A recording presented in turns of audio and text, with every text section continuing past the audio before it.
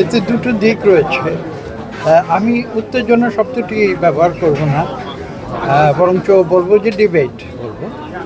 তো সংসদে তো কিছুটা ডিবেট হবে, এবং পৃথিবীতে তো সব লোক একই ভাষায় কথা বলবে না অথবা একই মত প্রকাশ করবে না।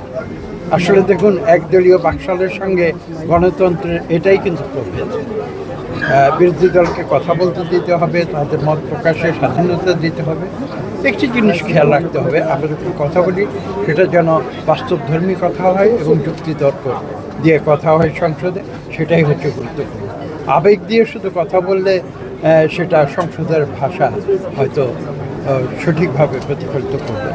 Thank you. আপনারা জানেন যে আমি মূলত একজন শিক্ষক, এবং আমি এখানে এসে এই ছাত্র শিক্ষকদের পরিবেশে অত্যন্ত অভিভূত হয়েছি, এবং এখানে সকলের সঙ্গে কথা বলে এই পরিবেশ দেখে আমি মুগ্ধ হয়েছি। So that brilliant students and teachers at this campus, this is one of the pioneers in produce highly capable, skilled.